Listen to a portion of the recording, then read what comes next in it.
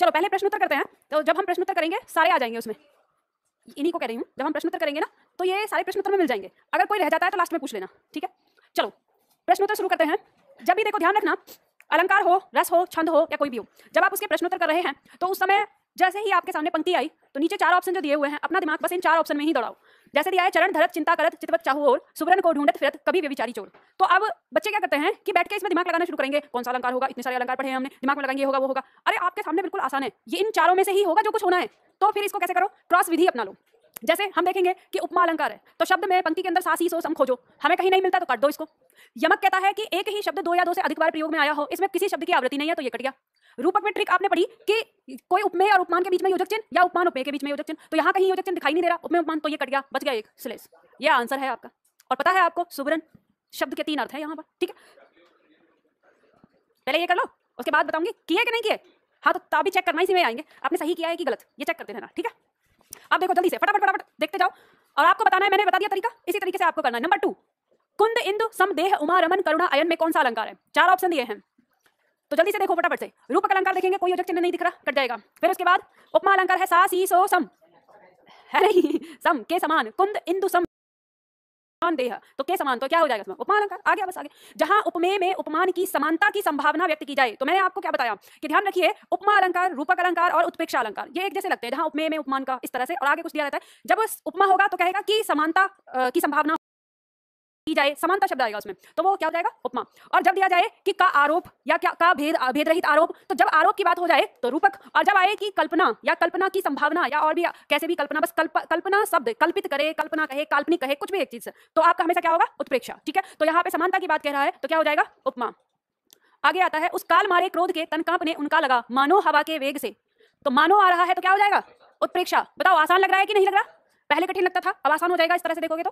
पूत कपूत तो क्यों धन संचय, पूत सपूत तो क्यों धन संचय, तो क्यों धन संचय और तो क्यों धन संचय वाक्यांश की आवृत्ति हो रही है। और आवृत्ति से भी पहले अगर हम देखें तो नीचे देखेंगे छेका लाटा वृत्या अंत्या अनुप्रास के भेद दे रखे, तो यानी उन 4 में से होगा, वाक्य की आवृत्ति हो रही है तो क्या हो जाएगा लाटानुप्रास हो जाएगा, ठीक है। नंबर 6, निम्नलिखित विकल्पों में से शब्द अलंकार को चिन्हित करना है, यानी यमक, रूपक, व्यतिरेक और प्रतीप में से शब्द अलंकार कौन सा है, बताओ।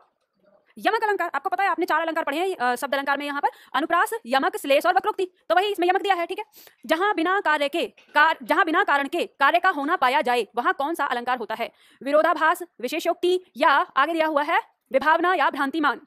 तो आपको पता है कि विभावना में ही तो बिना की बात करी है हमने, ठीक है। तो ये जो आपका प्रश्न आया ये अध्यापक वाली परीक्षा में आया, क्योंकि इसमें ऑप्शन दिया ना विशेषोक्ति, तो विशेषोक्ति अलंकार वो है जो आपने नहीं पढ़े, तो वो मैंने जो दिए थे कुछ अन्य अलंकार के अंदर विशेषोक्ति अलंकार दिया हुआ है, तो ये वही परीक्षा में से आया है, ठीक है। नीचे लिखे विकल्पों में से, तो इसका आंसर पता चल गया ना, विभावना हो जाएगा। नीचे लिखे विकल्पों में से कौन सा विकल्प रूपक अलंकार से संबंधित है? देखो ऑप्शन कह रहा है आपको रूपक बताना है, रूपक मतलब रूपी, एकदम से ऐसे याद रखो। इसका मुख चंद्रमा के समान है, चंद्रमा इसके मुख के समान है, यह चंद्रमा रूपी मुख है, यह मुख है अथवा चंद्रमा। तो रूपक की बात कह रहा है तो हमें तो रूपी शब्द देखना, एक ही पंक्ति में आया, यह चंद्रमा रूपी मुख है, तो आंसर क्या हो जाएगा सी हो जाएगा। अब हम इसका देखेंगे, इसका मुख चंद्रमा के समान है तो उपमा हो गया चंद्रमा के समान, चंद्रमा इसके मुख के समान है, उल्टा हो गया उपमा का, यानी प्रतीप अलंकार, ठीक है। यह मुख है अथवा चंद्रमा, अथवा का प्रयोग होता है संदेह अलंकार में, तो ये किसका हो गया संदेह का, और यह चंद्रमा रूपी मुख है, ये क्या हो गया रूपक, ठीक है। तो इस तरह से आप लोगों को पहचानना है, ये ध्यान रखिए। 9, तरनी तनुजा तट तमाल तरुवर बहुछाए में कौन सा अलंकार है? अनुप्रास, यमक, उत्प्रेक्षा, उपमा दिया है, तो जैसे ही ता वर्ण की आवृत्ति हो रही है पता चल रहा है अनुप्रास अलंकार। नवल सुंदर श्याम शरीर की सजल नीरद सी कल क्रांति थी, अब ऐसे आ गया तो आप देखेंगे कि सी दिया है, ये कहा है नवल, नवल का मतलब नया नवीन, सुंदर मतलब सुंदर, श्याम माने यहाँ पे कृष्ण के लिए आया है, तो कृष्ण का जो शरीर है नवल सुंदर है, वो कैसा लग रहा है सजल। नीरद, नीरद किसका पर्यायवाची है? नीर में द लगा हुआ है, बादल का, ठीक है। तो नीरद किस कैसा? सजल, जल से युक्त बादल के समान कल क्रांति लग रही है उस शरीर की, तो सजल युक्त यानी जल से युक्त बादल से तुलना की गई है सावले शरीर की, तो यहाँ पर उपमा अलंकार हो गया, ठीक है। देखो पंक्ति का अर्थ भी आप बहुत आसानी से निकाल सकते हैं, आपको शब्दों का ज्ञान होना चाहिए। अगर आपने पर्यायवाची पढ़ रखे हैं ढंग से, अब जैसे मैंने बताया कि आप नीर के यानी पानी के पर्यायवाची में आप द, ज, धी ये सब बनाते हैं, तो अलग अलग आपको कमल, बादल और समुद्र का पर्यायवाची मिल जाता है, तो आपको ये ध्यान रखना होता है जब शब्द देखेंगे। तो आगे दिया पीपर पात सरिस मन डोला, प्रस्तुत पंक्तियों में कौन सा अलंकार होगा? ये तो पता ही है, जल्दी से बताओ। श्रेष्ठ कौन बोला? अरे पीपर पात सरिस मन डोला, सरिस मतलब के समान, मन किसके समान डोल रहा है? पीपल के पत्ते के समान, इसका मतलब आपने पढ़ाई नहीं करी है ना, इसका मतलब यही है। दस्त लगा मैं कह रही ये कौन सा लॉजिक हुआ मैम, दस्त लगाए तो अलंकार नहीं आएगा क्या? दस्तक लगाए थे बस, इसके बाद नहीं लगाए, अरे तो इससे क्या फर्क पड़ता है, आपने अलंकार तो पूरे पढ़े हैं ना। चलो देखो, तो उपमा अलंकार हो जाएगा इसमें। देखो आप बताना 12, अब आप लोग लगाओगे दिमाग। सिर झुकाकर तूने नियति की मान ली है बात, स्वयं ही मुरझा गया तेरा हृदय जल जात, एक पंक्ति में अलंकार बताना है। देखो आप कैसे देखेंगे, लाटानुप्रास नहीं है, ठीक है। रूपक, अब इससे पहले देखेंगे श्लेष, किसी के अंदर कोई ऐसा शब्द नहीं है जिसके अनेक अर्थ निकलते हो, तो ये कट जाएगा। जब श्लेष नहीं हो सकता तो याद रखना वक्रोक्ति भी नहीं हो सकता, क्योंकि इसके लिए भी वही चाहिए, बचता है रूपक।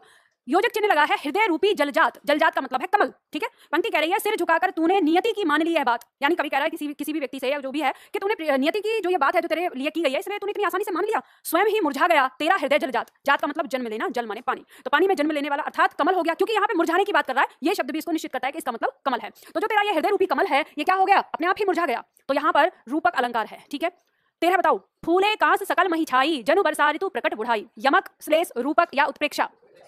तो आपको पता है जनु, जनु शब्द दिखा रहा है मानो की, यहाँ कहा है फूले कांस सकल मही छाई, मही माने पृथ्वी। पर्यायवाची याद नहीं करते हो आप लोग, पिटाई करूंगी, एक डंडा लेके रखूंगी आप लोगों के लिए ना, तब याद रहेगा। लिख लो साथ में, जब शब्द बताती हूँ लिख लिया करो कम से कम। देखो ध्यान रखना, इतना जरूर बता रही हूँ कि आपकी परीक्षा में अगर 40 क्वेश्चन आते हैं तो 40 में से 36 क्वेश्चन आपको सेम टू सेम मिल जाने वाले हैं, और 36 भी अगर आपने जो मैंने दिया है और जितना मैंने कराया है इतने को अगर आपने रट लिया तो आपके ओवरफ्लो हो जाएंगे नंबर। आप कहेंगे 40 करने के बाद अरे और आते तो अच्छा लगता, 40 तो ये हो गए सारे के सारे सही हो गए मेरे। वही चीज़ मैं बता रही हूँ इस तरह से, ये ऐसे मजाक वाली बात नहीं है, ये सीरियस है, गंभीर बात है ना। ऐसे बच्चे बोलते भी हैं सारे, बस ये है कि आप लोगों को इन्हें याद रखना है, बिल्कुल रट के रखना है अपने दिमाग में।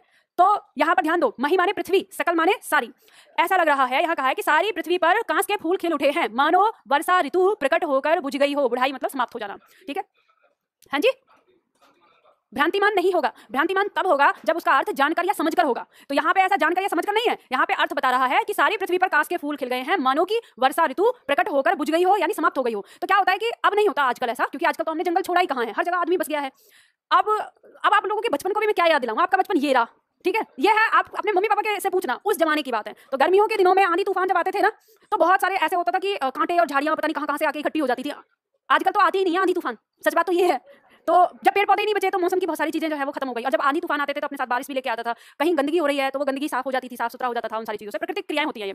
तो ऐसी ही प्रकृति की एक क्रिया होती है कि जब वर्षा ऋतु समाप्त हो जाती है तो कांस के फूल खिलने लगते हैं। तो पहले जो लोग अनुमान लगाते थे कि अब वर्षा ऋतु समाप्त हो गई, अब ये वाली ऋतु शुरू हो गई है, तो इसी तरह के कुछ पेड़ पौधे, कुछ जीव जंतु का कहीं आना जाना, इस तरह की चीजें होती थी जब वो उस इलाके में दिखाई देने लगते थे, तो वो ऋतु के परिवर्तन का संकेत होते थे। तो वही यहाँ पे कवि दिखा रहा है कि फूल के मतलब कांस के फूल अगर खिलने लगे हैं तो ऐसा लग रहा है जैसे मानो कि पृथ्वी पर वर्षा ऋतु प्रकट होकर अब समाप्त हो गई है, वर्षा ऋतु के समाप्ति का समय आ गया है। तो इसमें उत्प्रेक्षा अलंकार हो गया, क्योंकि मानने के लिए बात कही है कि मानो ऐसा लग रहा है।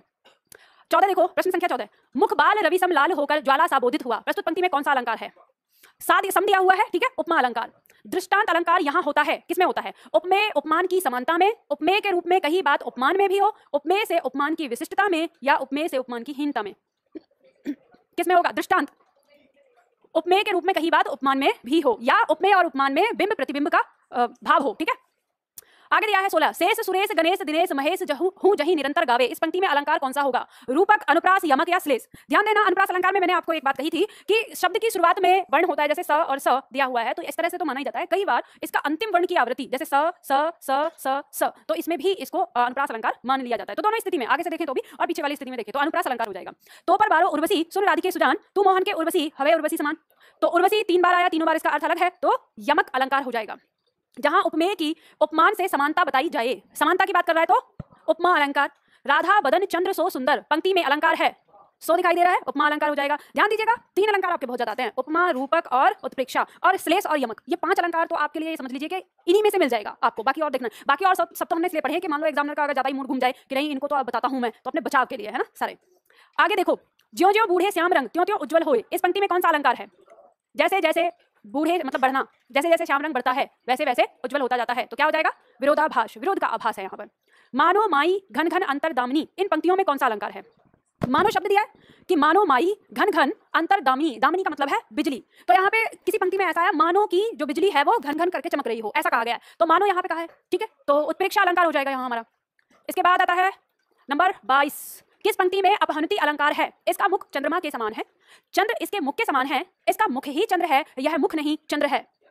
तो हमने कहा था अपहनुति मतलब छिपाना, और छिपाया किससे जाएगा? नहीं से मना करके, तो जहां नहीं आ जाएगा वहां पे अपहनुति हो जाएगा। तो इसमें क्या हो जाएगा? यह मुख नहीं चंद्र है, यह अपहनुति हो जाएगा। उपमेय का निषेध करके उपमान होने का आरोप किया जाए, वहां अलंकार होता है कौन सा? अभी पढ़ा, अपहनुति अलंकार होता है, ठीक है, डी आ जाएगा। उपमेय में कल्पित उपमान की संभावना को कहते हैं, कल्पना कह दिया, और जहां कल्पना, कल्पित, काल्पनिक ये शब्द आ जाएगा, क्या होगा? उत्प्रेक्षा। विमल वाणी ने वीणा ली कमल कोमल कर में सप्रीत, में कौन सा अलंकार होगा? अनुप्रास, यमक, उत्प्रेक्षा, उपमा। एक बात ये ध्यान रखना, अगर किसी पंक्ति के अंदर आपको अनुप्रास अलंकार देखने को मिल रहा है तो अनुप्रास अलंकार पहले चेक कर लो, क्योंकि अनुप्रास तभी दिया जाता है ऑप्शन में जब उसको आंसर अनुप्रास लेना होता है। तो जैसे दिया है विमल वाणी और कर कोमल कर, ठीक है, तो अनुप्रास अलंकार है इसके अंदर। वाणी देखो, अब हम यहाँ पे, अच्छा वाणी है यहाँ पर, विमल वाणी ने वीणा, ये विमल वाणी किसके लिए प्रयोग किया गया है? वाणी यहाँ पे सरस्वती के लिए आया है, ठीक है, कि सरस्वती ने वीणा अपने कोमल हाथ, कर मतलब हाथ, कमल के समान कोमल हाथों में प्रेम से वीणा को उठाया है। चारू चंद की चंचल किरणें में कौन सा अलंकार होगा? च च च च वर्ण की आवृत्ति हो रही है।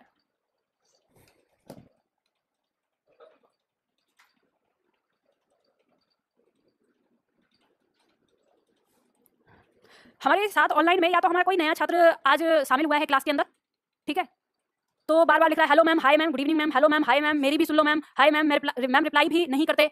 बेटा पहली बार आए हो, इसका मतलब आज, हाँ, आपको पता नहीं है इतनी बार कमेंट करने पे मैडम का डंडा आपके पास पहुंच जाएगा, समझ गए? तो शांति से बैठ के पढ़ाई करो। अब ये जो होता है ना, क्या है कि हमारे छात्रों को आदत पड़ी होती है, जो लोग ऑफलाइन क्लास में नहीं पढ़ाते हैं टीचर, और उनको एक बैच को पढ़ाना है 1 साल तक। सच बताऊं, अगर मुझे ये मौका दो आप कि जनवरी में क्लास शुरू करके और दिसंबर में समाप्त करना है, तो मैं यहाँ पे पूरे आदर सम्मान के साथ सबकी कमेंट पढ़ूंगी पूरे दिन भर मजे से, और सबकी बातों का जवाब दूंगी, क्योंकि पढ़ाने के लिए कुछ होगा ही नहीं। 365 दिन में क्लास कितनी? 60 दिन। बाकी के 300 दिन क्या करेंगे? नाम लेंगे, हाय जसमीत कैसे हो, बहुत बढ़िया, गुड मॉर्निंग बच्चा, गुड मॉर्निंग, हेलो, बढ़िया हो, है ना, ऐसे ही करते रहते हैं ना, देखते हैं, और कैसे हो, तब थोड़ा सा मैडम के ऊपर कमेंट कर दो, अरे वाह तुम बहुत गंदे हो गए हो, नोटी हो गए हो, ये हो गए, ये सब बातें ना बेटा, दोबारा कमेंट मत करना, ठीक है, पिटाई हो जाएगी यहाँ। चलो क्या हुआ, समझ गए आप? आगे देखो, तो ये पता चल गया आपको, चारू चंद की चंचल किरणें, इनमें अनुप्रास अलंकार हो जाएगा। रहीमन जो गति दीपक की, कुल कपूत गति सोए, बारे उजियारे करे, बढ़े अंधेरो होए, कौन सा अलंकार होगा? श्लेष। आप लोगों ने पढ़ा है आराम से, ठीक है, श्लेष अलंकार। जहां उपमेय को श्रेष्ठ और उपमान को नीचा दिखाया जाएगा, वहां कौन सा अलंकार होगा? व्यतिरेक। आपने पढ़ाई है, सारी परिभाषाओं को याद रखिएगा, ठीक है, जितनी भी परिभाषाएं हैं, व्यतिरेक अलंकार हो जाएगा। चरण कमल बंदो हरिराई में कौन सा अलंकार होगा? रूपक। चरण रूपी कमल, ठीक है, तो रूपक अलंकार हो जाएगा। नवल सबल सुंदर श्याम शरीर में अलंकार होगा कौन सा? उल्लेख, उपमा, रूपक, अतिशयोक्ति। देखो उल्लेख अलंकार है इसमें, नवल मतलब नया, सबल माने बल से युक्त, सुंदर मतलब सुंदर, ठीक है, श्याम का शरीर, तो शरीर के बारे में जो श्याम का शरीर है उसका अलग अलग प्रकार से वर्णन किया गया, तो उल्लेख अलंकार। सबल मतलब बलयुक्त। बिनु पद चले सुने बिनु काना, कर बिनु कर्म करे विधिनाना, इस चौपाई में अलंकार कौन सा होगा? बिनु बिनु दिया है, ऐसे भी देख सकते हैं। विषम हमने पढ़ा नहीं है, तो ध्यान रखना, जिसको आपने पढ़ा नहीं अभी है नहीं, पर ये कहेंगे कि मैम अगर आ जाए तो आप पढ़ लेना, दिया हुआ है। असंगति, यहाँ कोई मेल ना हो, ठीक है। तदगुण, ये भी तदगुण आपका उसी में ही है, ये भी जो प्रश्न है ये उसी परीक्षा में आया हुआ, अध्यापक वाली परीक्षा में। और विभावना, विभावना में हमने जाना था कि बिनु बिना बिन शब्द का प्रयोग वाक्य में मिलता है, तो बिनु शब्द दिया है, बिना पैरों के चलता है। आगे बताओ, दिवसावसान का समय, मेघमयी आसमान से उतर रही वह संध्या सुंदरी परिसी धीरे धीरे धीरे। पंक्ति में अलंकार बताना है, उपमा, रूपक, मानवीकरण या सभी। ध्यान से बताना है, बताओ जल्दी। सभी हो गया? देखो कहां कहां हो गया? परिसी, ये तो क्या हो गया? उपमा, इसके अंदर उपमा हो गया, ठीक है। वह संध्या सुंदरी, संध्या रूपी सुंदरी, ये क्या हो गया? रूपक हो गया। अब यहां कहा है कि दिवसावसान का समय, दिवसावसान मतलब दिवस के समाप्ति का, यानी दिन के समाप्त होने का समय है। मेघमयी आसमान से, मेघ से भरे हुए आसमान से, वह संध्या मतलब शाम, संध्या रूपी सुंदरी यानी स्त्री परी के समान उतर रही है धीरे धीरे। तो इस पे क्या कर दिया? मानवीकरण कर दिया, तो मानवीकरण हो गया, तो इसका उत्तर हमारा क्या हो जाएगा? उपयुक्त सभी। नेक्स्ट बताओ, काम सा रूप प्रताप दिनेश सा, सोम सा सील राम महीप का, कहां चला गया? ऊपर पहुंच गया,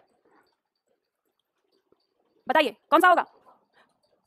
मानवीकरण, रूपक, उपमा या सभी? पक्का उपयुक्त सभी नहीं होंगे? चेक कर लो, मानवीकरण है क्या इसमें? कहीं नहीं। जब मानवीकरण कट गया तो ये दोनों तो कट गए, ठीक है। अब जब दोनों कट गए तो या तो उपमा है या तो रूपक है, तो आपको पता चल गया सा है तो क्या है? उपमा। अगर मैं आपसे कहूं इसमें दूसरा अलंकार बताओ क्या है? उल्लेख। क्या है? उल्लेख, ठीक है। उल्लेख का यहाँ उल्लेख नहीं है, तो इसलिए हमने बताया नहीं, ये किया गया। तो वो चाहे तो आपसे दोबारा में यही प्रश्न पूछकर और आपसे ऑप्शन बदल देगा, उपमा की जगह उल्लेख कर देगा, ठीक है। अब अली रही गुलाब में अपत कटीरी डाल में कौन सा अलंकार होगा? अब अली रही गुलाब में अपत कटीरी डाल, उपमा, उत्प्रेक्षा, अन्योक्ति या अतिशयोक्ति? बताओ जल्दी से। करने का तरीका है, जब ना समझ में आए, देखो क्या सासी सो सम है, नहीं है काट दो, मानो मनु है, नहीं है तो काट दो, ऐसे। अब इसमें क्या कहा है कि अब अली, इस अली का मतलब क्या है? भवरा। अब भवरा रह रहा है कहाँ? गुलाब में। अपत मतलब उलझ गया है कटीरी डाल में, तो ये क्या अतिशयोक्ति है? तो कट गया, बच क्या गया आपके पास? अन्योक्ति। तो शब्दार्थ तो आपने निकाल लिया, अब इसका भावार्थ क्या है? क्योंकि अन्योक्ति की शर्त यह है ना, दो अर्थ होंगे, एक शब्दार्थ और एक भावार्थ। तो शब्दार्थ ये हो गया कि अब अगर गुलाब में जाकर फंसेगा भवरा, तो कटीरी डाल में तो मतलब गुलाब पे जाके बैठेगा तो भवरा कटीरी डाल में तो फंसेगा ही फंसेगा। तो अब इसका ये तो शब्दार्थ हो गया। अब इसका भावार्थ क्या है बताओ? भावार्थ ये समझा रहा है, यहाँ गुलाब का मतलब है प्रेम से। प्रेम का प्रतीक कौन सा फूल है? गुलाब का फूल। तो कहा है कि अब, और यहाँ अली का मतलब आ गया आशिक से। अब आशिक अगर गुलाब में आएगा मतलब प्रेम में आएगा, तो कटीरी डाल का मतलब है दुख दर्द, तो दुख दर्द में फंसेगा तो है ही। जब आप प्रेम करोगे तो दुख दर्द का तो साथ मिलेगा ही मिलेगा। तो यहाँ पे बात कही गई है, ठीक है।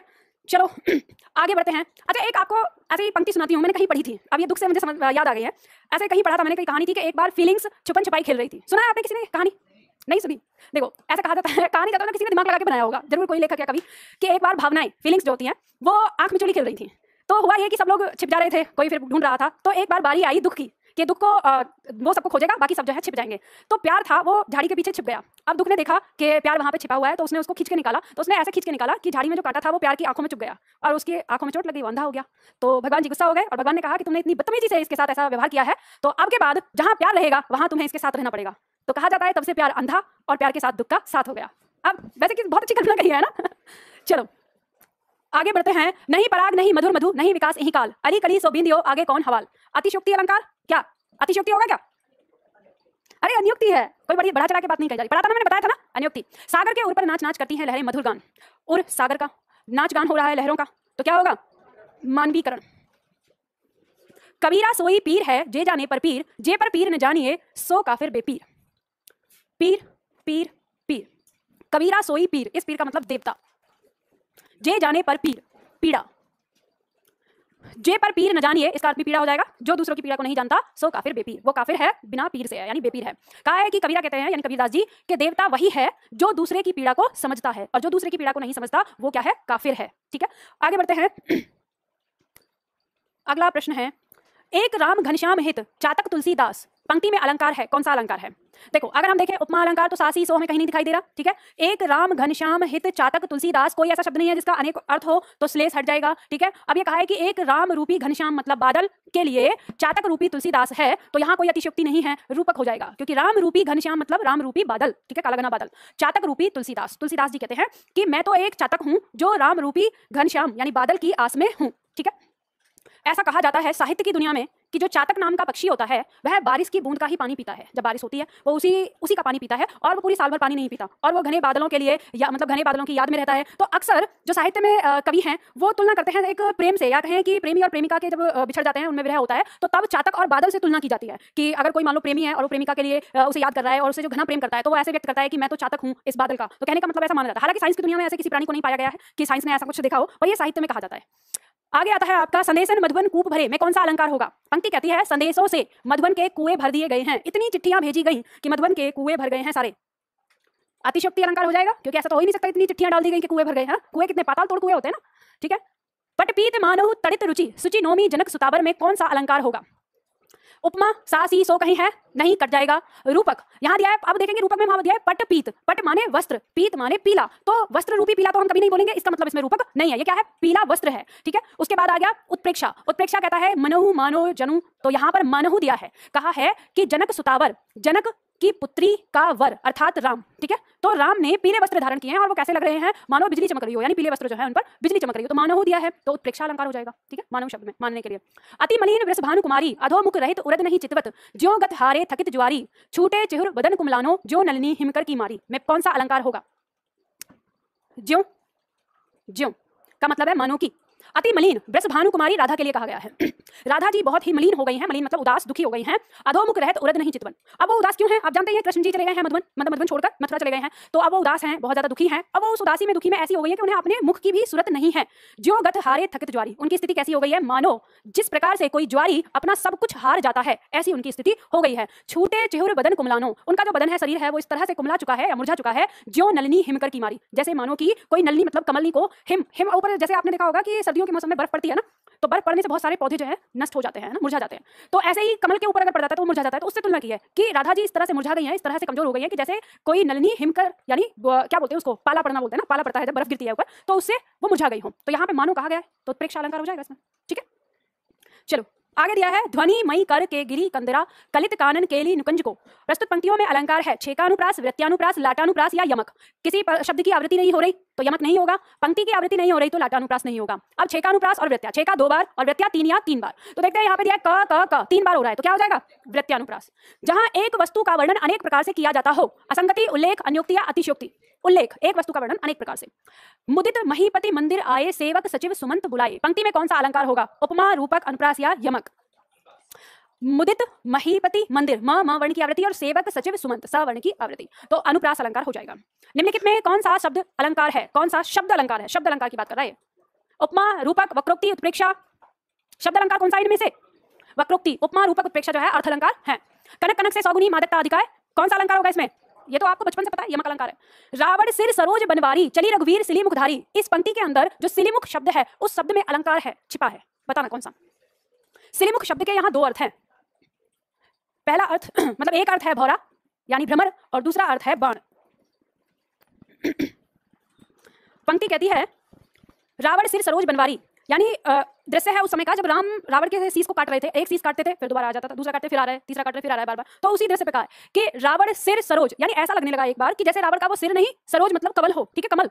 और चली रघुवीर सिली मुखधारी, तो सिली मुख का मतलब कि जैसे उस कमल पर भवरा मंडरा रहा हो या रावण के सर पर बाण मंडरा रहे हो। तो रावण के सर पर बाण इस प्रकार मंडरा रहे हैं जैसे किसी कमल पर भवरा मंडरा रहा हो। तो यहाँ पे एक ही साथ दो अर्थ देने की कोशिश करी है, तो इसलिए इसमें क्या हो गया, श्लेष अलंकार हो गया है।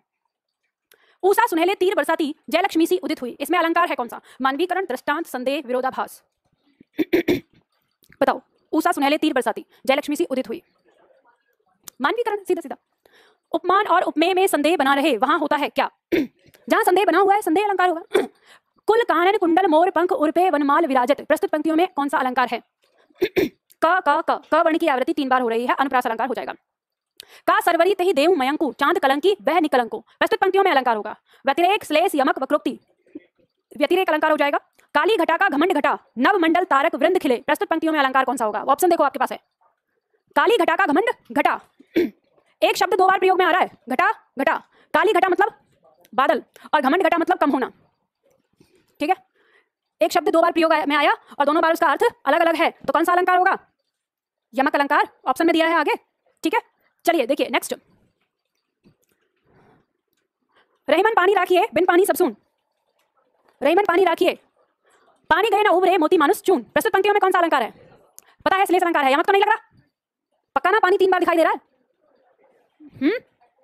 अलग अलग नहीं है अर्थ, अलग अलग है, तो यमक होना चाहिए कि नहीं, नहीं होना चाहिए। देखो एक बात ध्यान रखना, इस पंक्ति में बच्चों का ये डाउट रहता है कि इस पंक्ति में 3 बार पानी आया है और तीनों मतलब अर्थ भी इसके 3 अलग अलग होते हैं। तो ध्यान रखना, जब आप इस पानी शब्द, ये पानी शब्द, ये पानी शब्द, ये पानी शब्द, इनका जब एक शब्द का जो अर्थ ले लिया जाता है सारे शब्दों का वही अर्थ बदल जाता है।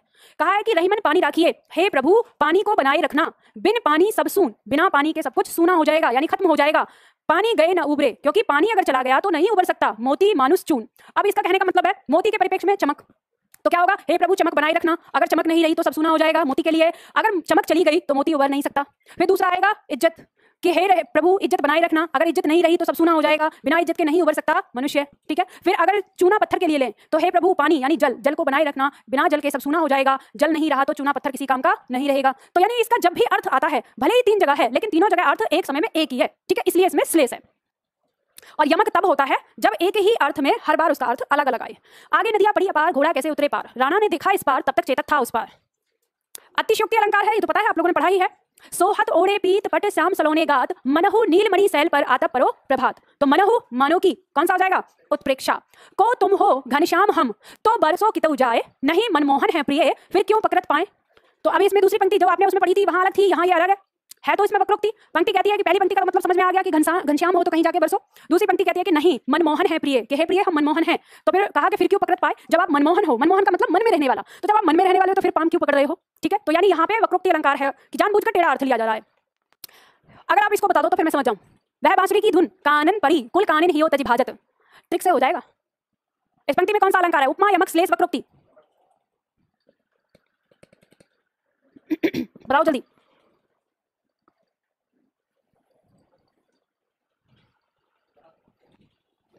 देखो उपमा को खोजोगे तो इसमें कहीं नहीं मिलेगा, कट जाएगा। इसमें कोई ऐसा शब्द है जिस जो अनेकार्थक हो है, हाँ अगर नहीं कह दिया तो यमक भी नहीं होने वाला है, कानी। लेकिन ये इस कानी का 2 बार प्रयोग हुआ है, अब 2 बार प्रयोग हो गया तो समझ जाओ कि श्लेष नहीं है, वक्रोक्ति नहीं, ये यमक अलंकार होगा। कैसे पंक्ति कहती है, वह बांसुरी की धुन कानी परे, वह बांसुरी की धुन कानी पर पड़ रही है। तो कानी का मतलब क्या समझ में आ रहा है, कान, ठीक है। जैसे ही बांसुरी की धुन कानों में पड़ती है, कुल कानी हियो तजी भाजत, कुल मतलब होता है परिवार, कुटुंब, ठीक है। अब कुटुंब की कानी, हियो मतलब हृदय से, तजी मतलब छोड़कर, भाजत मतलब भाग जाना। तो कुछ समझ में आया अब उस कहानी का क्या अर्थ होगा कि कुल मतलब परिवार की इज्जत को अपने हृदय से निकालकर उस धुन के पीछे भाग जाती हैं। तो गोपियों के लिए कहा गया है। तो यहाँ पे जो 2 अर्थ हैं, कानी इसका अर्थ कान और इस कानी का अर्थ है इज्जत, ठीक है। तो एक शब्द 2 बार प्रयोग में आया और दोनों बार उसका अर्थ अलग अलग है, तो यमक अलंकार होगा, ठीक है। चलो अगला दिया है, बालों को खोलकर मत चला करो, दिन में रास्ता भूल जाएगा सूरज, ठीक है। अरे वाह, हमने तो पहले ही कहा कि ये तो प्रेमी की प्रेमिका इतनी ताकतवर होती है भाई, कुछ भी कर सकती है। बताओ बालों को खोलकर चलने से दिन में रास्ता भूल जाएगा, कौन सा है अलंकार, अतिशयोक्ति। शशि मुख पर घूंघट डाले, अंचल में दीप छिपाए, प्रस्तुत पंक्तियों में कौन सा अलंकार है? लाटानुप्रास, रूपक, श्लेष, वक्रोक्ति। शशि मुख, शशि रूपी मुख, ठीक है, तो शशि रूपी यानी शशि माने चंद्रमा, चंद्रमा रूपी मुख पर घूंघट डाल रखा है, तो रूपक अलंकार हो जाएगा इसमें, ठीक है। गुनते लेत रहीम जन, सलील कूकते काड़ी, प्रस्तुत पंक्तियों में अलंकार कौन सा होगा? लाटानुप्रास, रूपक, श्लेष, वक्रोक्ति। देखो लाटानुप्रास तो है नहीं और इसमें कहीं योजक चिन्ह नहीं दिखाई दे रहा, तो रूपक भी कट जाता है। अब ये कह रहा है गुनते लेत रहीम जन, ये जो पहला शब्द है ना गुण, इसके दो अर्थ हैं, एक अर्थ है रस्सी और एक अर्थ है गुण। पहला अर्थ रस्सी, दूसरा अर्थ गुण। पंक्ति कहती है कि जो रहीम जन होते हैं, अच्छे लोग होते हैं, उनके अंदर अच्छे गुण होते हैं, वो दूसरे लोगों को निकाल ही लेते हैं। आगे दिया है जिसके पास रस्सी होती है वो पानी निकाल ही लेता है, ठीक है, तो दो अर्थ इसके यहाँ पर निकलते हैं। पायो जी मैंने राम रतन धन पायो, प्रस्तुत पंक्ति में अलंकार है, कौन सा अलंकार है? राम रूपी रत्न धन, रूपक अलंकार। हनुमान की पूंछ में लगन न पाई आग, सगरी लंका जल गई, गए निशाचर भाग। बताओ। अतिशयोक्ति अलंकार। मन सागर मनसा लहर, बूढ़े बहे अनेक, प्रस्तुत पंक्तियों में कौन सा अलंकार होगा? उपमा, रूपक, श्लेष, वक्रोक्ति। देखो मन सागर, मन रूपी सागर में मनसा लहर, इस मनसा का मतलब है इच्छा, कह रहे हैं मेरी ऐसी मनसा है, मतलब इच्छा, इच्छा रूपी लहर में बूढ़े बहे अनेक, बहुत लोग यूं ही बह गए। ये मन रूपी सागर की इच्छा रूपी लहर में ऐसे ही अनेकों लोग बह गए, रूपक अलंकार हो जाएगा। मैया मैं तो चंद्र खिलौना ले हूं, प्रस्तुत पंक्तियों में अलंकार। चंद्र रूपी खिलौना, रूपक अलंकार। सारी बिच नारी है, किनारी बिच सारी है, पंक्ति तो पड़ी थी, संदेह अलंकार।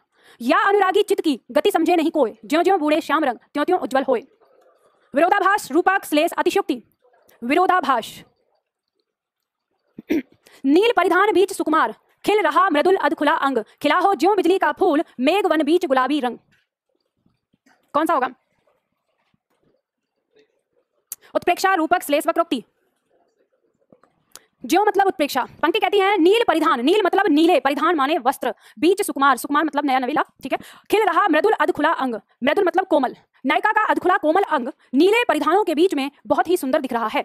खिला हो ज्यों, अब कैसा दिख रहा है? अब उसकी तुलना हो रही है, मानो कि जिस प्रकार से बिजली का कोई फूल खिला हुआ हो, मेघ वन मतलब मेघ रूपी वन में, वन मतलब मेघ, अब देखो रूपी नहीं आएगा यहाँ पर, रूपी होता तो योजक होता, मतलब जैसे हम मान सकते हैं कि मानो कि जैसे बादलों वाला वन हो, उस बीच में गुलाबी रंग का बिजली का कोई फूल खिल रहा हो, ठीक है, इस तरह से आप इसे ऐसे लगा लो, बिजली चमक रही है बादलों में और फूल खिल रहा है वन में, उसके उसी के जैसा जो नायिका है उसका अधखिला अंग लग रहा है, तो यहाँ पे मानो कल्पना करवाई जा रही है आपसे, तो उत्प्रेक्षा अलंकार हो जाएगा, ठीक है। सीए मुख समता किम करें, चंद्र वापुरो रंग, प्रस्तुत पंक्तियों में अलंकार होगा कौन सा?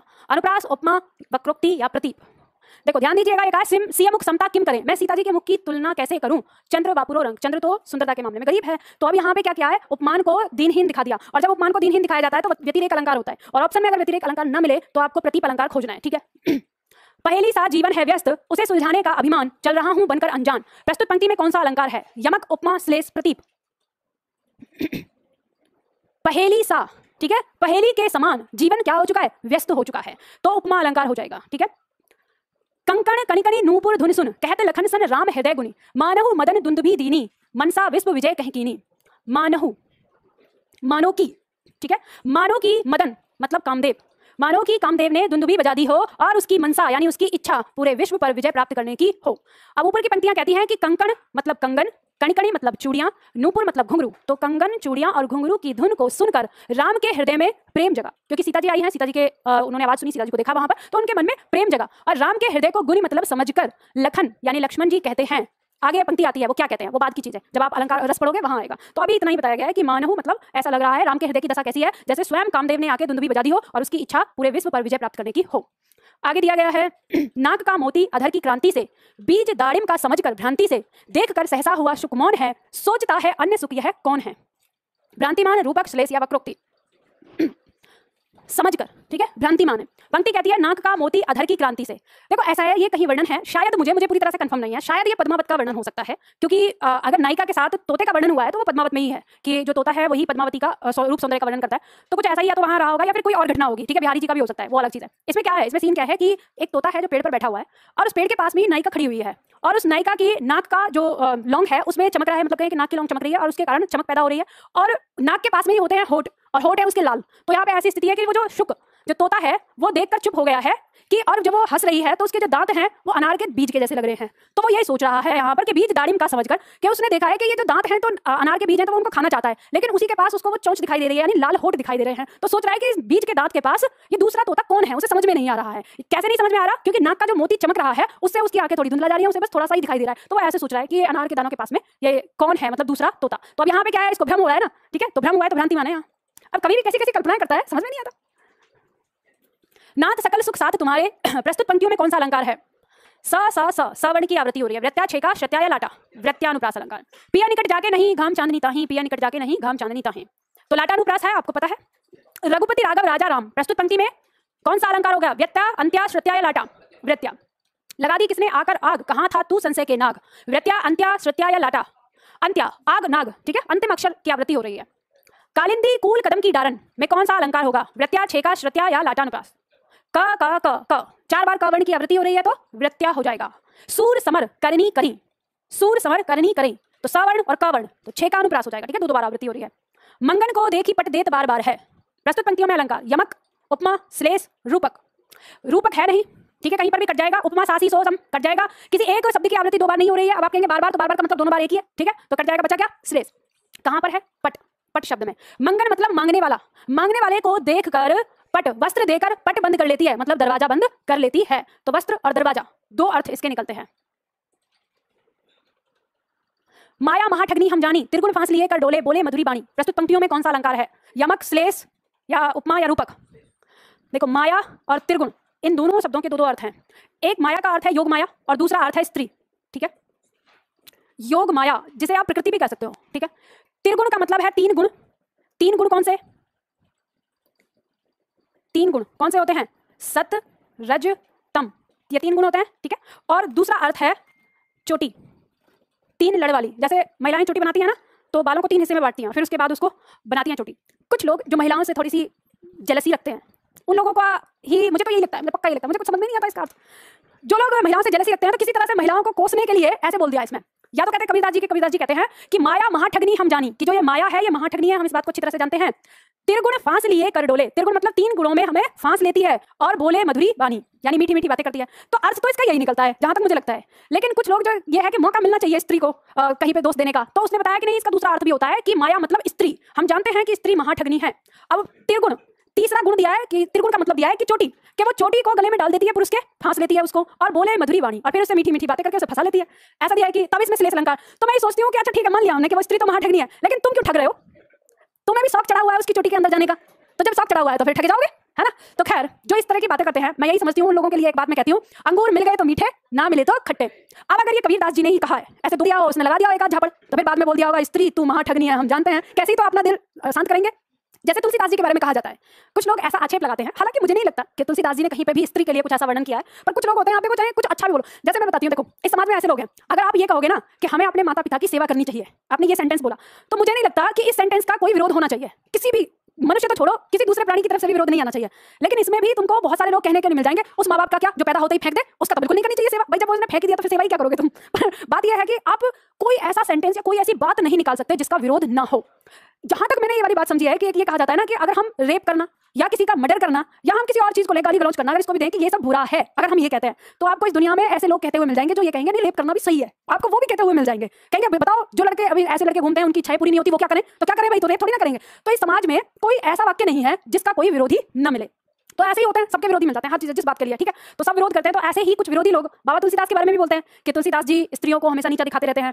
तो फिर हम कहते हैं भाई वो भी स्त्री के मारे हुए हैं, क्योंकि पहले उन्हें बहुत प्रेम था अपनी पत्नी से, और इतना गहरा अगाध प्रेम था कि उस प्रेम के कारण वो, जैसे उनकी पत्नी मायके चली गई एक दिन बिना बताए, तो वो इतने बेचैन हो गए, उन्हें देखे नहीं रहा गया, तो वो रात को ही चले गए। और रात को जब चले गए तो नदी पे, कोई रात में तो नाव नहीं चलती थी, आज का जमाना तो था नहीं, तो कहते हैं कि नदी पे लाश बहती हुई जा रही थी, उसके सहारे ही तैर गए। फिर वहां पे कहीं पे उन्हें रस्सी की आवश्यकता पड़ी, तो वहां पे सांप कोई पकड़ के लटक गए, ऐसा कहा जाता है। तो जब उनकी पत्नी ने पूछा कि तुम कैसे आए, तो उन्होंने अपनी बहादुरी का किस्सा सुनाने की कोशिश करी कि मैं ऐसे ऐसे आया, तो उन्हें एकदम से घृणा हो गई। तो उन्होंने धिक्कार दिया कि जितना प्रेम इस मिट्टी के शरीर से तुमने किया है, इतना प्रेम अगर ईश्वर से कर लेते तो परमात्मा की प्राप्ति हो जाती। अब मेल ईगो ठेस पहुंच गया, ऐसे कैसे? तो अब उनको एकदम से ठेस लग गई तुलसीदास जी को, उसी क्षण वहां से वापस आ गए और कह दिया कि जाओ तुमको त्याग दिया। तो बाद में आके त्याग दिया, और फिर बाद में औरतों को यदा कदा कहीं कहीं वो इस तरह से बोलने लगे कि औरतों को नीचा दिखाने की कोशिश उन्होंने की अपने काव्य में। तो फिर बात यही आती है कि अरे जिस व्यक्ति ने तुमको बना दिया, जिस व्यक्ति ने तुमको अमर कर दिया, तुम उससे घृणा करते हो? हमने पढ़ा निंदक नियरे राखिए आंगन कुटी छबाए। अब अगर मान लो उनकी पत्नी उनको ना धिक्कारती तो आज आपको तुलसीदास मिलते? नहीं मिलते। वो तो वही मानव शरीर के प्रेम में लगे हुए थे। तो ऐसे लोग होते हैं, ऐसे ही ये बाबा भी है। अच्छा, बिना बताए चले जाएं तो ऐसा मतलब है कि आप आंधी तूफान सब चीजों को फांगते हुए चले जाओगे? ये कैसे पता था उनको कि अपने मायके ही गई हैं? तो जब जिसने बताया था तो तसल्ली कर लेते, अगले सुबह चले जाते। तुम बड़ा सपोर्ट करते हो पुरुषों का जब। खैर चलो, पुरुष हो तो भाई करोगे ये ना। अगला देखो, चिरजीवो जोड़ी जुड़े क्यों न स्नेह गंभीर, को घटिए वृष भानजा वे हलदर के वीर। कौन सा है? श्लेष। हमने पढ़ाई था इसमें। जेते तुम तारे तेते नभ में न तारे। बताओ जल्दी। जेते तुम तारे तेते न नभ में तारे। इस तारे का मतलब है सितारे, ठीक है, आसमान में जो दिखते हैं। और इस तारे का मतलब है उद्धार करना। जितने लोगों का तुमने उद्धार किया है अब तक, इतने तो आसमान में तारे भी नहीं हैं, मतलब अनगिनत लोगों का उद्धार किया है। तो इसमें क्या हो जाएगा? यमक। भूप सहस रस एक ही बारा लगे उठावन तरत नटारा। अतिशयोक्ति हो जाएगा। जगती जगती की मूक प्यास। प्रस्तुत पंक्तियों में कौन सा अलंकार है? जगती जगती की, जगती मतलब जागना, जगती दूसरी जगती का मतलब है सृष्टि, ठीक है। इस सृष्टि की मूक प्यास जग रही है, मूक मतलब चुप चुप वाली। तो यमक हो जाएगा। चम चमात चंचल नयन बिच घूंघट पटजीन मनहु सुर सरिता विमल जल उछरत जुगमीन। मनहु उत्प्रेक्षा अलंकार। चमचमात चंचल नयन, चमचमात चमचमा रहे हैं, चंचल नयन दो नयन, बिच घूंघट पटजीन, पट माने वस्त्र, जीन माने पतला बारीक, बारीक घूंघट के पीछे से नायिका के दोनों नयन जो हैं, चंचल नयन चमचमा रहे हैं। किस प्रकार से चमचमा रहे हैं? मानो की सूर्य सरिता मतलब गंगा, सूर्य सरिता किसका पर्यायवाची है? गंगा। गंगा के विमल जल में उछरत जुग मीन, मीन माने मछली, जुग माने जोड़ा, जैसे दो मछलियों का जोड़ा गंगा के पावन जल में उछल रहा हो, ऐसे नायिका के जो नयन हैं वो घूंघट के पीछे से लग रहे हैं, ठीक है। आगे अगली पंक्ति कहती है, ऊधो जोग जोग हम नाही। प्रस्तुत पंक्तियों में कौन सा अलंकार है? पहला जोग दूसरा जोग। ऊधो जोग जोग हम नाही, पहला जोग का मतलब है योग और दूसरे जोग का मतलब है जानना। हे उधो, तुम जिस योग की बात कर रहे हो हम उसको नहीं जानते हैं। तो यमक अलंकार इसमें हो जाएगा। बल नहीं पहुंचे शरीर तक शत्रु गिरे पहने भूं पर। अभी तो नायक ने बल को समेटा ही है, इतने शत्रु गिर गए जमीन पर। अतिशयोक्ति अलंकार। दीन मुद्रिका डारी तब कपि करी हृदय विचार हरस उठी कर गए जनु अशोक अंगार। जनु जनु भ्रांतिमान जानकर। दीन मुद्रिका, मुद्रिका मतलब अंगूठी, डार तब, कपि मतलब यहाँ पे हनुमान जी के लिए आया है। करी हृदय विचार, अपने हृदय में विचार करके हनुमान जी ने फिर अंगूठी को नीचे डाल दिया। हर्ष उठी कर गहूं जनु अशोक अंगार, और जो सीता जी हैं वो खुशी से हर्ष यानी खुश हो उठी हैं कि अशोक के पेड़ ने अंगार डाल दिया है, ऐसा जानकर। तो यहाँ पे उनको भ्रम हुआ है, ठीक है। यह उस समय की स्थिति है जब अशोक वाटिका में सीता जी थी और हनुमान जी खोजते हुए उन्हें चले गए थे। तो जैसे हनुमान जी ने देखा कि एक वृक्ष के नीचे माता सीता हैं, तो वहां पर रावण उन्हें धमकी दे रहा था। तो रावण धमकी देके चला जाता है, तो उन्हें पता चल जाता है कि हाँ यही सीता है। वो छोटे रूप में बैठे हुए थे और सुन रहे थे रावण की बात को भी। तो वहां पर रावण के जाने के बाद सीता ने कहा कि हे अंगार, अशोक के पेड़, तुम ये छाया मत दो मुझे, तुम मुझे अंगार दे दो ताकि मैं अपने शरीर को जलाकर नष्ट कर दूं। तो जब वो ऐसी बात कह रही थी तो हनुमान जी ने सोचा कि अभी माता को संदेश देना ये सही समय है, तो उन्होंने वो अंगूठी डाल दी जो रामचंद्र जी ने पहचान के लिए दी थी। तो उसी का वर्णन किया गया। तो यहाँ भ्रांतिमान अलंकार हो जाएगा। क्षमा शोभती उसी भुजंग को जिसके पास गरल हो, उसको क्या जो दंतहीन विसरहित विनीत सरल हो। क्षमा उसी सर्प को, भुजंग मतलब सर्प, क्षमा उसी सर्प को शोभा देती है जिसके पास गरल मतलब विष जहर हो। उसको क्या, उसको नहीं, जो दंतहीन जिसके पास दांत ना हो, विष रहित उसके पास विष ना हो, और विनीत मतलब फुनकार भी ना मारता हो, ठीक है। तो क्षमा उस व्यक्ति को शोभा नहीं देती जिसके पास कुछ भी ना हो, क्षमा उसी व्यक्ति को शोभा देती है जिसके पास ताकत होती है। तो एक तो शाब्दिक अर्थ हो गया। दूसरा ये बताता है कि क्षमा उसी व्यक्ति को शोभा देती है जिसके पास शक्ति है, सामर्थ है, और जिसके पास शक्ति नहीं है उसको क्षमा शोभा नहीं देती। जैसे मान लो कि आप अगर यहाँ पर बहुत हट्टे कट्टे हो और कोई एक बहुत ही पतला दुबला सा व्यक्ति आपसे टकरा गया और आपने देखा अरे ऐसे कैसे टकरा गया, तो वो कह रहा है जा चला जा वरना अभी दो लगाऊंगा गिर जाएगा यहाँ पर। तो आप कहेंगे अच्छा, मतलब तो क्या आपको लगेगा दुबला पतला है वो तो उसको वो शोभा नहीं देता, ऐसा कहना कि जा मैंने तुझे छोड़ दिया वरना यहीं पटक देता, तो वो उसको शोभा नहीं देगा। अगर मान लो इसका उल्टा हो कि आप जा रहे हैं और कोई दारा सिंह जैसा पहलवान आपसे टकरा जाए और वो कहे कि जा छोड़ दिया वरना अभी बताओ हाँ भाई सच में थैंक यू है ना। तो यानी क्षमा उसी को शोभा देती है जिसके पास शक्ति हो। तो दो अर्थ हो गए। तो अन्योक्ति अलंकार। नाचे अचानक हो रहे बिन पावस वन मोर।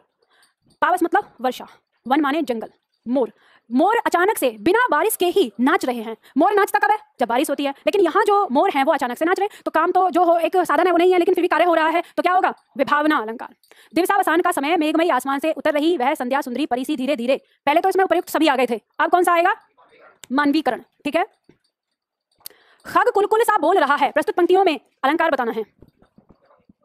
कुल और कुल, ठीक है। खग कुल, पहले कुल का मतलब है पक्षियों का परिवार, कुल मतलब चहचहाना। तो पहले कुल का मतलब हो गया परिवार और दूसरे कुल का मतलब हो गया चहचहाट, ठीक है। तो इसमें क्या हो जाएगा? यमक हो जाएगा। लहर लहर कर यदि चूमे किंचित विचलित मत होना। प्रस्तुत पंक्तियों में यमक अलंकार। लहर लहर कर, पहली लहर तो सब समझते ही हो, मतलब उर्मी पानी की लहर, और दूसरी लहर का मतलब है मचल कर, मचलना। यदि कोई लहर मचल कर आपकी तरफ बढ़ने की कोशिश करे तो किंचित मतलब कदापि विचलित मत होना, यमक अलंकार हो जाएगा इसके अंदर। तेरी बरछीने हैं खलन के। प्रस्तुत पंक्तियों में अलंकार यमक अलंकार हो जाएगा। बरछीने मतलब तेरी बरछी, इस बरछी का मतलब है तलवार, और बर छीने मतलब वर छीने यानी सुहाग या कहें पति, कि ये जो तेरी तलवार है इसने पतियों को मारा है, किसके? खलन के, मतलब शत्रुओं के। तो शत्रुओं की स्त्रियों के पति। अब देखो कभी घुमा फिरा के सीधा सीधा नहीं बोल सकता, तेरी तलवार ने, बात यह सीधा सीधा बोलेगा तो अलंकार कैसे होगा? घुमा फिरा के बोलना कि जो तेरी तलवार है इसने इतने सारे शत्रुओं को मारा है, तो सीधा सीधा शत्रुओं को मारा नहीं कहेगा, शत्रुओं की स्त्री के वर छीने हैं, तेरी वर छीने, ठीक है? तो यहाँ पर आ गया यमक अलंकार। हरि बोले हरि सुने, प्रस्तुत पंक्तियों में यमक अलंकार। हरि बोले मतलब मेढक, ठीक है, और हरि सुने सर्प। मेढक बोल रहा है और सर्प सुन रहा है, और सर्प क्या करता है? मेढक को खा जाता है, ठीक है? आगे देखो नेक्स्ट। चंचला स्नान कर आए चंद्रिका पवन में जैसे, उस पावन तन की शोभा आलोक मधुर थी ऐसे। जैसे चंचला मतलब कोई स्त्री स्नान कर आए चंद्रिका पर्व में, चंद्रिका पर्व मतलब यहाँ पे चांदनी के लिए आया, जैसे कोई स्त्री मतलब यहाँ पे कोई जो चंचला है वो स्त्री है, चांदनी में नहाकर आई हो, उसके तन की शोभा ऐसे ही प्रदर्शित हो रही है। तो ऐसा तो है नहीं कि चांदनी में आके नहा आएगी, ये तो बस बड़ा चढ़ा के कहा गया है। तो अतिशयोक्ति अलंकार, ठीक है? तो अलंकार आपके यहाँ पर समाप्त हो गए। अब बताइए जो आपने वो किए थे उसमें सारी पंक्ति आ गई या कोई बची है? आ गई ना सारी? तो आप लोगों ने सही किए थे या गलती हुई थी? कहीं हुई थी 4-5, अब सुधर गई ना, इसीलिए मैंने साथ के साथ अर्थ भी बता दिया था, ठीक है?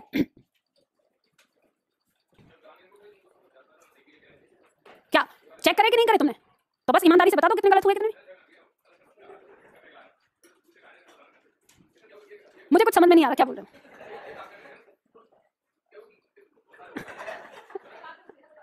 क्लास के बाद दिखा लेना, ठीक है? परेशान मत हो। चलो तो यहाँ पे आपकी क्लास समाप्त हो जाती है। आज के लिए इतना ही। कल हम क्या करेंगे?